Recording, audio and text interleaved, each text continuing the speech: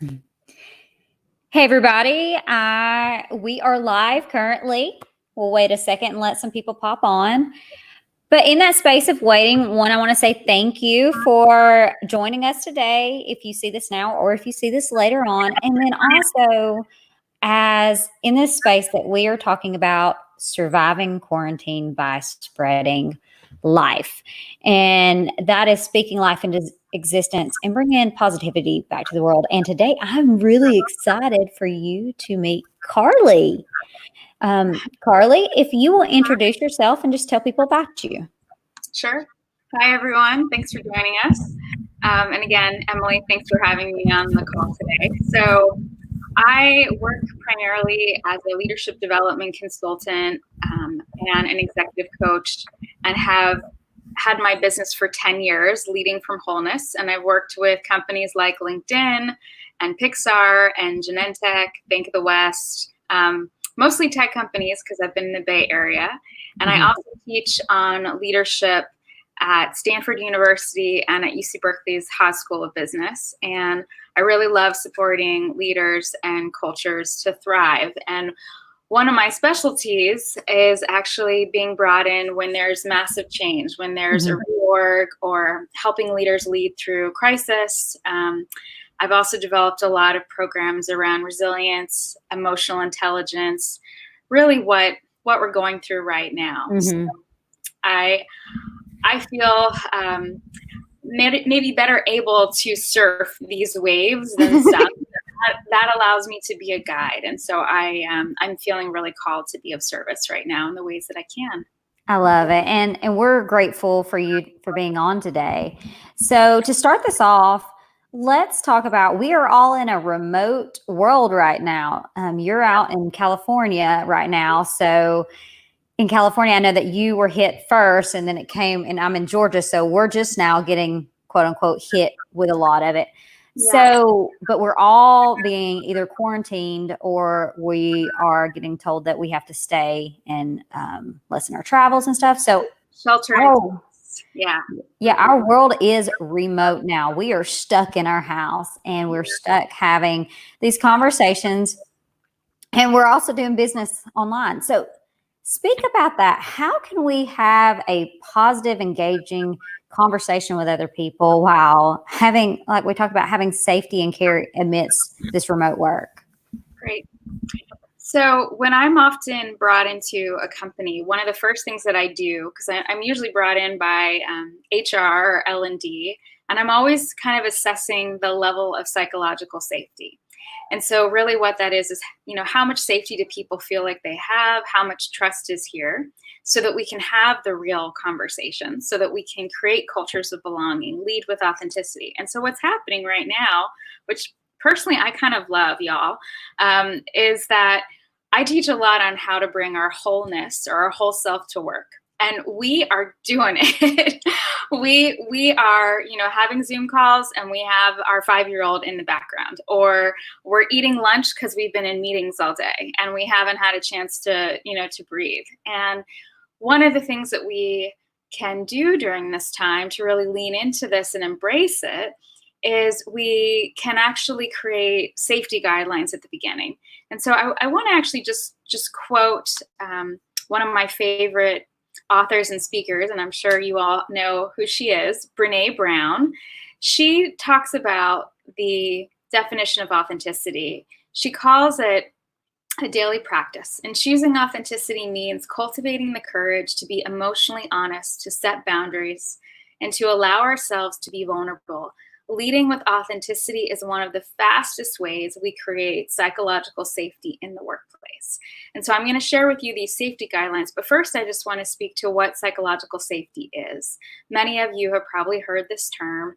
It's the feeling that we can share our feelings, beliefs, and experiences openly with others at work and on our teams without fear of reprimand, losing status, or punishment. And why this is so important is because studies at Google and MIT found it to be one of the most successful, or one of the most important factors of successful teams and high-performing, innovative organizations. So we're actually being asked to create more safety right now, because we may have had meetings and teams where we, might have said, hey, it's safe to speak up, but it really wasn't safe.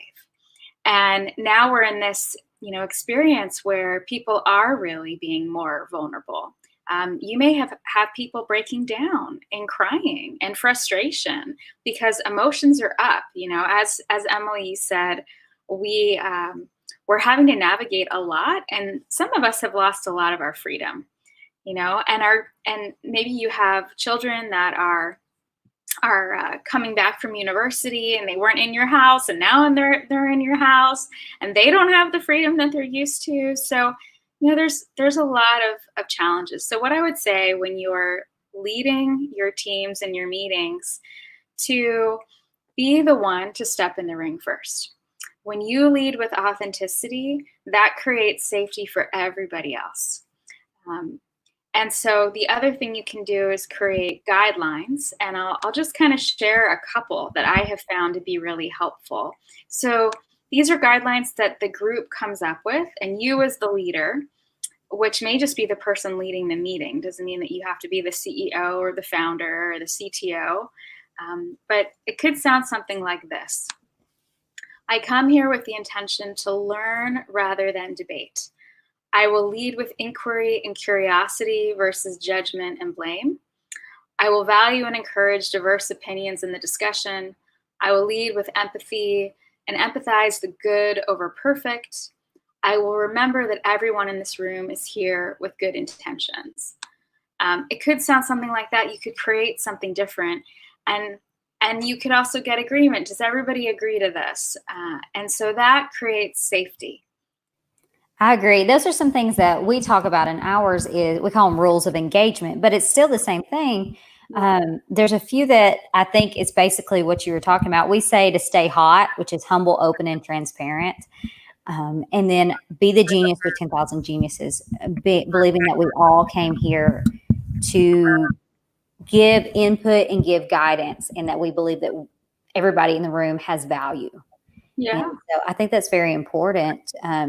We also even have on some of the deeper meetings too, just what are the general guidelines too? Like, I do a lot with healthcare. So it's like they can't turn off their phones, but if it's something that you can miss, because showing that this is an important time to everybody, I think is really important. So saying that, let's go a little bit more about the psychological safety. What I talk a lot is about serotonin and how that's the safety cop of the body.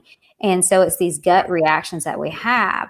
So how can people at this time listen to their personal reactions? And also, I want to pause and give a second.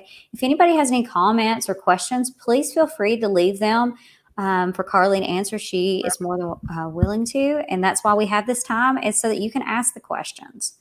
So during this time, how can they listen to their gut and listen to it rationally without making themselves sick because of the fear that can come with it?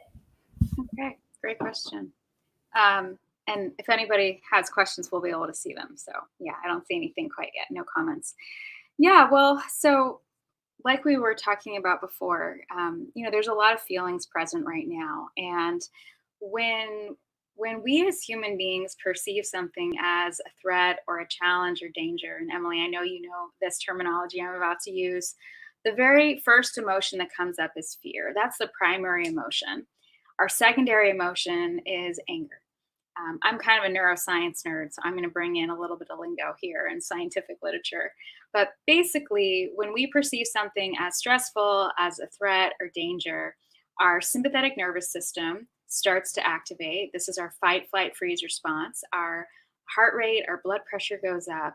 And we basically are leading from our most primitive part of our brain, the reptilian brain. This is when we act like lizards, essentially. I call it our inner lizard. So in that moment, we really are thinking about the me. We're not thinking about the we. And we're in survival mode of fight, flight, or freeze. So the flight response of our nervous system is the fear response, which could make us avoid, withdraw, mask how we really feel, not speak up. And then the fight response is the anger response. That's the secondary emotion. So one of the things that we can do to create more safety in our nervous system, and you said the word serotonin, is the simple act of just a deep belly breath for a minute or two. I've been a meditator for over 20 years. It's something I've studied extensively. I've been on large scale research studies looking at the benefits of meditation and mindfulness for the increase of resilience to stress, emotional well being, high performance. And so, just by breathing deeply in and out through your belly, you could do it right now. You could place one hand on your belly, and as you breathe in, you feel the stomach rise. And as you breathe out, you feel the stomach fall. Breathing in, breathing out. One more time. Breathing in, breathing out. So just that lowers the blood pressure, lowers the heart rate. And guess what? We're back in our wise brain. We're not leading from our inner lizard. So we get to see the bigger perspective. We can look across the Zoom at our colleague and be like, oh, he's not really trying to eat me, which is really what happens. Our survival response gets triggered. And we are able to have a lot more compassion and wisdom and empathy when we ourselves are not in that state. I agree. I call that the angry coworker. It's the one that the cortisol, the anger that can come from it. It's that fear. But the thing is just think about whenever you have an angry coworker, or if you have a family member that like frustrates you. Whenever you come in the room, you get that feeling. It's like, oh, I got to deal with them today. Yeah. It's kind of like that. But what does it do? It owns you in that moment. But then on top of that, it also makes it where your learning centers and your creativity is shut off. So your learning centers of your brain are shut off. And so I think that's the most important thing that I keep talking about during this time is the creativity that needs to come from it. So speak on that, on how to keep it safe, but also allow to have creativity in the midst. Great. Well, I talked about these guidelines, but this is what you can do as the individual, because I believe anybody can be a leader. Anybody can feel the call to lead right now. We all have strengths. We all have unique gifts that we can offer. And honestly, if you can be the person that can be the calm in the midst of the storm, I don't care where you are in the rank in your organization, you will be one of the most influential leaders right now. So if that is one of your zones of genius, like, use it. So what I would say is that, and I'll come back to your specific question, Emily, it was a great one, is these are just simple things. So you can actually start the meeting off with mindfulness. Everybody can lead what I just did. That was just a minute, breathing in, breathing out. That gets everybody dropped in a little bit more calm. And then you can actually start with a process. I call this the zoom in, zoom out process, which is that you share something that's happening for you, an internal feeling state. Like, I'm feeling really challenged right now. I'm feeling really scared. I'm feeling overwhelmed. Or you could share something that's going on in your household. You could share something that's going really well. It doesn't always have to be the worst thing. It could be something really great too. So, and then by you leading first, again, your authenticity creates safety, creates care, and then everybody else can chime in. It doesn't have to take forever. It could be 2 minutes, it could be 3 minutes. And what's nice about that is that it allows everybody to feel cared for. It lets you know what's really going on for that person. So for example, if you have a deliverable that needs to be done at 5 and Mary's the one that's on the lead for that project, and she just told you that she's like freaking out, maybe we need to delegate that to Sam. So this is an opportunity for us to really care for each other, acknowledge what's really happening, and not just bypass it, because that's probably not going to be the most innovative, creative use of our time right now, if we really knew what was happening for each person, right? Or if Mary acknowledges that she's having a really hard time, maybe that's an opportunity to say, what would you need for support right now? Mm-hmm. yeah, that's a way to create more high performance, to create more collaboration, thus creativity in your team. And I also think too is that in this space, even if I say that you're a leader no matter what, so you can be a leader and not even have anybody above you can be a leader at your home currently with your kids. Right, right. And so in this space that a lot of us are home right now, I always say we don't have rules at home per se, because there's no rules and regulations that can really hurt per se, that sometimes we feel it can hurt us. So we will break our rules that we would naturally not do in a workforce. So we're not going to yell at people. But yet, whenever I see my kids doing something, I find myself yelling at them at times. And I'm like, I can't do that. I know it shuts off the learning centers of the brain. I know it's not going to do anything beneficial. So now that people are in the remote space, now we brought their whole self together more than ever. Right. What can you speak to that as parents or people that have like people at their house right now? And it could even be that they may not even be parents, but they may be college kids that have somebody, their college mate that's in with them, and they're getting stuck together for a longer time, or just spouses together. How would you speak on that? Yeah, great question. So I think the same process can happen where we're just checking in with each other more. Like what's going on for you right now? What are you feeling? What are you needing? Where could you utilize support? I think for parents, which I'm not, I'm a proud auntie, but I have a lot of friends and colleagues and clients that I support that are really navigating this, and I'm being asked to offer my thoughts and wisdom in this. And so what I would say is that for teenagers, for college students, they're back home, and there are many.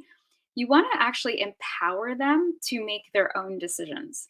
They want their freedom. So like give them the autonomy to create their own schedule. They're not, I mean, try not to encourage them to sleep till 11 a.m., which some of them like to do, but encourage them to have control over some parts of their life and freedom.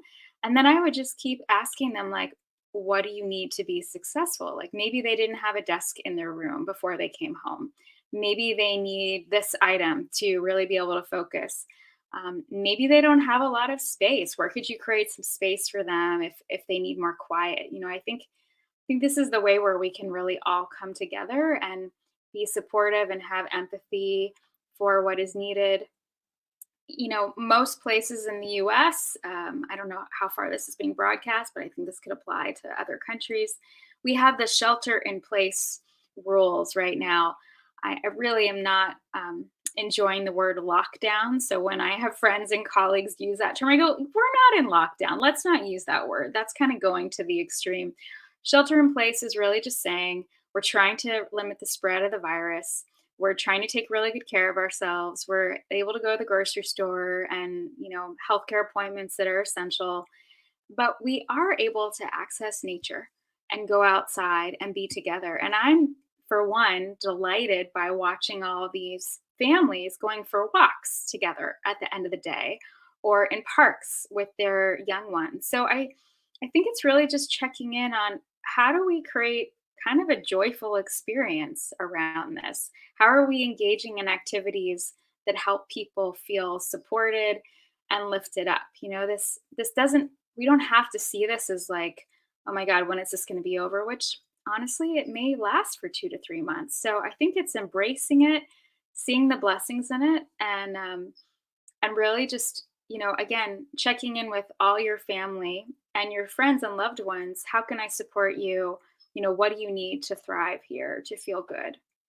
That was kind of a long answer, but there it is. No, and I agree with that. I'll say one of the things that I love is one of my coaches had talked about it in one of our previous talks, and she was telling about her neighborhood, that they were all going and they're drawing on their neighborhood, on their carports, drawing little things so that whenever people do go walk, that they can see it. So, and it's cute little signs like we're in this together, just motivational pieces, so that one, they're still respecting each other, with keeping distant, but also giving motivation in this time. And that's what I love. I love seeing the fun, creative ways that people are staying connected, because we can do that more than ever right now.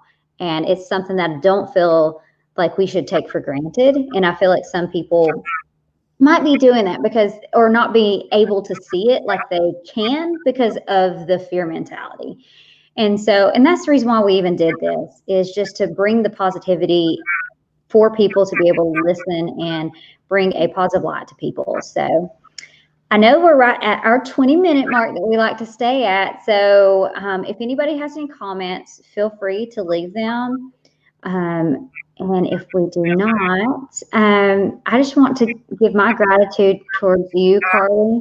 Thank you so much for joining us. It was such a blessing to hear you, and I can't wait for more people to get to know you and know what you do, because I believe it is so empowering and impactful for the world. Could I leave people a link to stay in touch with me and to get free resources? Yes. Yes? Okay. Thank you. So I have a newsletter that is going out a little more regularly than it used to because of all this. I've been trying to really create calls and tools and free resources to support you in the weeks to come. If you go to leadfromlight.com, so LEADLIGHT.com, then you'll have access to everything that is coming. And I also have a podcast, which is actually on how do we raise the consciousness, which is what we're really being asked to do, to lift ourselves and others from a higher vibration, so that we can actually really bring positive impact into the world. And that is where we're at right now. So Emily, thank you so much. This was delightful, and I hope this was helpful to everybody that was listening. Stay healthy, stay well, and lean into courage, not fear. Amen. Thank you. Okay.